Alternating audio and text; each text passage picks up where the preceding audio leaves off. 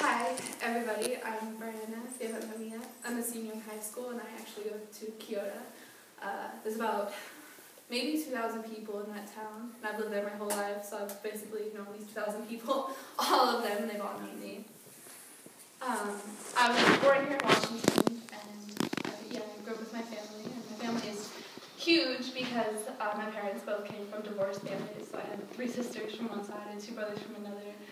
And it was absolutely crazy to have 5 teenagers in a house and then have a baby, so wasn't an accident, whatever.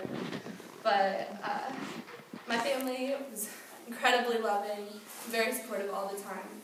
But I've come to coin the term that they were very nominal Christians, and that they called themselves Christians, but it wasn't really a relationship with God that they had.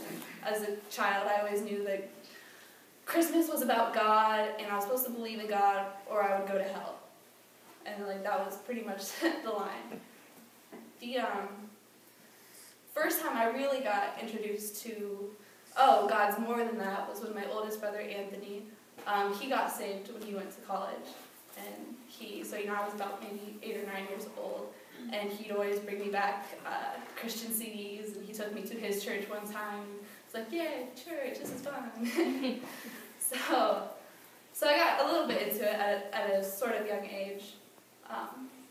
The first time I really got into God, and I really gave my heart to God, was when I was 13 years old. I was invited by someone, that doesn't matter, and it's a church far, far from here. It's in Iowa, but I went there. And it was a very young and lively church. The worship band was going, there was guitars everywhere, and everyone was so into Jesus. And it made no sense to me. It's like, this is not the hymnals that I grew up knowing, but I wanted it so bad. I wanted to be that happy. So you could tell that maybe they weren't perfect in what they were doing, but everyone was praising God, and you could see the emotion in their faces. And so I was sitting there in church, and the song was With Everything by Hillsong, and I gave my life to God right there in the middle of the song. And I felt euphoric. I was like, yeah, my life starts over now.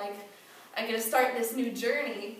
And that's how I felt leaving the church. And then there was sort of a celebration party, I suppose, after service. And we went back to some of the people's house, and it was a bunch of the leaders from the church. There may be 20s, 30s, people that were leaders in the church, so to speak. And they were drinking, and they were legal, and it was fun. I obviously wasn't.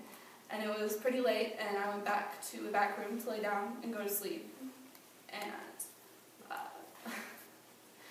one of the guys that was training to be a pastor,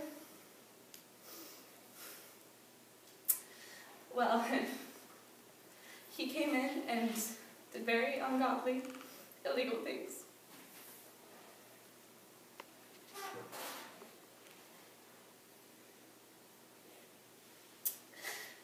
So I went home that weekend, crushed. I didn't understand. I thought I was giving my life to this merciful God, and I was angry and confused. And I was done with it. I was like, you know what, God, if this is what you're about, then I'm out. And that's what high school was like for me my first 2 years. I didn't care. I didn't think about it. I focused on being what I thought was a good person, which I was raised to believe was to be a good student and be polite, and I was. I got involved in very, very bad things. I was, on the front, I was a pretty nice person, but I was lost. And I wasn't open with people, and I was rude, and I was more focused on myself than I was other people.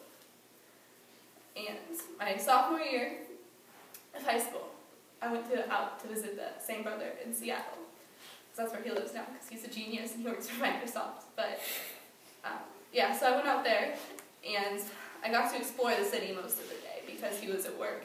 It was so much fun. And one day, I had just happened to walk a little bit farther out of my usual range. I got to know, downtown. But I went a little bit, in the other direction, and I just happened to stumble upon a soup kitchen that was going on. And it was this huge building, and inside there was just tables lined up, concrete floors, this food in the back, and people were lined down the block. I thought it was a concert or something. People were lined down the block. And when I got there, I appeared in the building, and people were like, "Hey, you can't cut." I'm like, no, I don't want to do that. And I just walked in, and I'm like, oh my gosh, can I help? Can I serve? Like, what can I do? They put me to work right away, and I spent hours there serving food, and my heart was just broken. And by the end of it, I went outside, and it's on top of this hill, and I could peer into downtown Seattle, and all I saw were people on their cell phones, people walking, people going shopping, people going to work, people consumed with themselves. And I was so angry at everybody, and I was angry at myself, I was angry at God, because I didn't understand. Because if everyone that I could see in my peripheral vision gave 50 cents to these people would know where their next meal was coming from, if not more. And I was just so angry and confused, and I was bawling like I am now.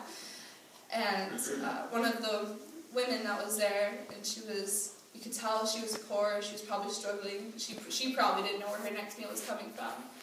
She sat down beside me, and she gave me a hug, and I had no idea who she was, but she was just comforting me, and she was like, "I will be praying for you."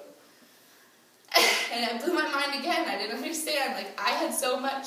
I had clothes I was going to wear. I knew what I was doing the next day. I was on vacation, and she had nothing, and she was willing to pray for me like I was missing something in my life.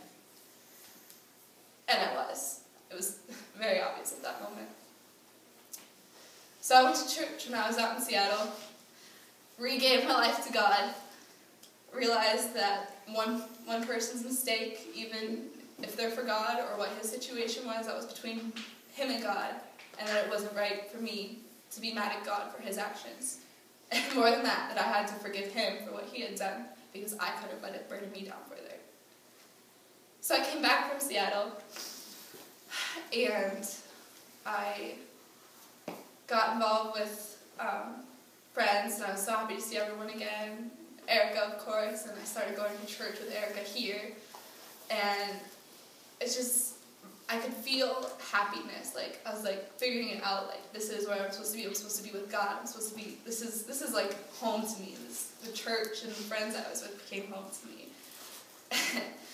And I think one of the strangest moments I remember was I went shopping with two of my friends, Isaac and Dylan, and I remember that I needed a Bible.